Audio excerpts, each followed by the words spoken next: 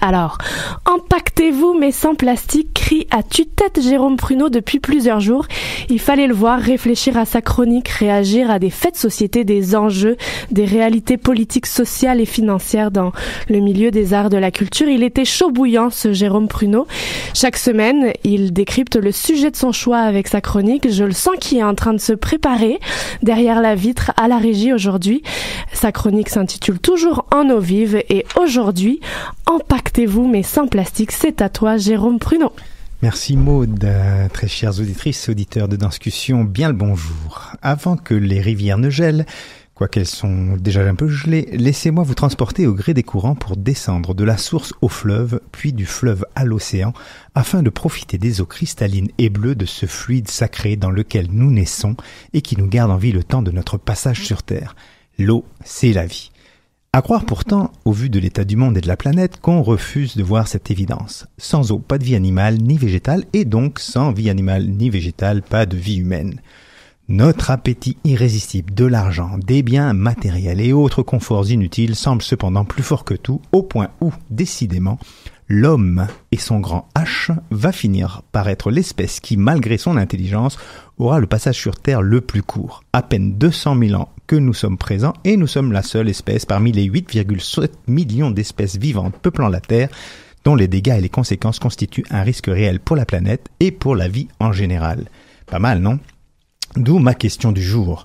Comment, individuellement, c'est-à-dire toi qui m'écoutes dans ton sofa et toi qui m'écoutes en classe, plutôt que d'écouter ton cours plate d'économie où on ne parle que de rendement, de productivité et de profit, vraiment plate ce cours, et comment collectivement, en tant que société, nous allons réussir une fois pour toutes à concentrer nos priorités sur la question environnementale.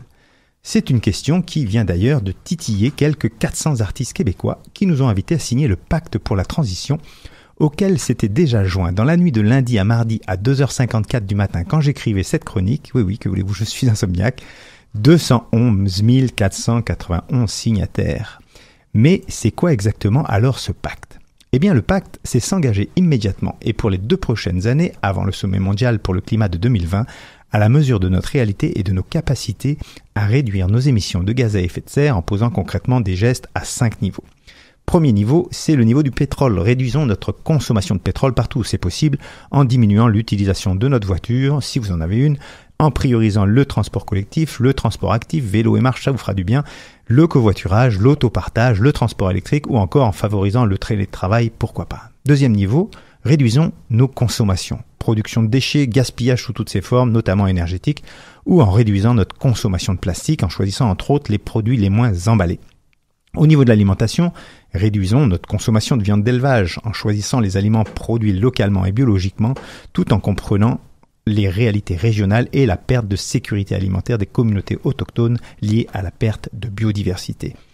En posant des gestes pour compenser vos émissions, plantez des arbres, préservez les forêts et les aires protégées et réduisez votre empreinte écologique, c'est le 4e niveau. Et enfin, en partageant vos solutions avec vos proches à la maison et au travail pour les inciter à s'engager dans ce pacte et en utilisant votre pouvoir citoyen pour faire accélérer la transition énergétique et écologique auprès de nos gouvernements. Allez, au boulot tout le monde. Alors, vous aurez peut-être remarqué un truc, c'est que comme bien souvent pour remettre à l'endroit la bonne marche du monde, les artistes, dont on considère pourtant encore souvent qu'ils n'ont guère d'utilité sociale, montent au front pour sensibiliser les puissants de ce monde à cette question désormais inévitable. Autrement dit, l'urgence n'est plus à démontrer, tout comme elle n'est plus devant nos portes. Non, l'urgence, elle est dans votre cuisine, dans votre salon, elle est dans vos chambres, dans vos salles de bain, dans votre garage et dans votre système de chauffage. Oui, l'urgence est partout et c'est bien là qu'il faut agir. Tout l'appel du pacte, pour qu'au moins, chacune et chacun d'entre nous s'engage. Mais s'engage à quoi, me direz-vous, au-delà des 5 niveaux que je vous ai énumérés ? Eh bien, c'est assez simple en fait. Il s'agit de redéfinir ici notre contrat social, c'est-à-dire celui qui nous lie à notre quotidien en tant qu'individu, en tant que famille et en tant que système. De la même façon que vous vous engagez matin et soir à brosser vos dents, j'espère que vous faites ça bien, il vous faut désormais vous engager à changer des petites actions quotidiennes pour essayer d'inverser l'ordre des choses et faire en sorte que ces millions de petits changements contaminent, pour une fois dans son sens positif, le monde. Il n'est en effet plus possible d'imaginer qu'un continent de matière plastique grand comme le Québec, oui, vous avez bien entendu, 1 667 000 km², flotte dans nos océans.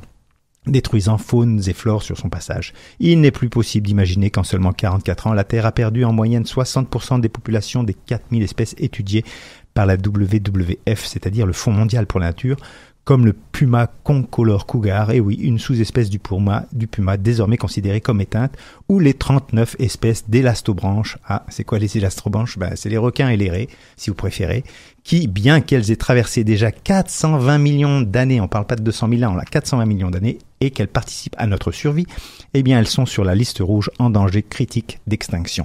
Il n'est pas possible d'imaginer non plus que la banquise fonde 2 à 3 fois plus vite désormais, tout comme il n'est pas possible d'imaginer un réchauffement climatique de 4 degrés au lieu de 2 degrés, parce que cela équivaudrait à ce que seuls le Canada, la Scandinavie, le nord de la Russie et la Sibérie pourraient accueillir la population humaine. Alors si on a peur des migrations, va falloir vous y faire. Non, enfin, il n'est pas possible d'imaginer qu'en Afrique australe, 39 millions de personnes ne peuvent pas manger à leur faim suite à la sécheresse de 2016 qui a réduit à néant plusieurs saisons agricoles. Alors les artistes dans tout ça?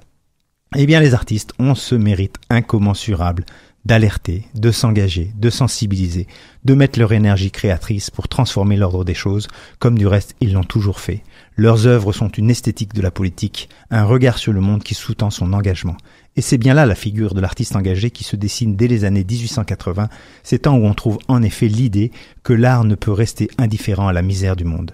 Le procès des 30 en 1894 signe la naissance de l'intellectuel en établissant que l'écrivain peut être jugé et condamné pour ses écrits, comme le Refus global, publié secrètement, je vous le rappelle, et mené par les automatistes, constate pour sa part la décrépitude de la civilisation chrétienne.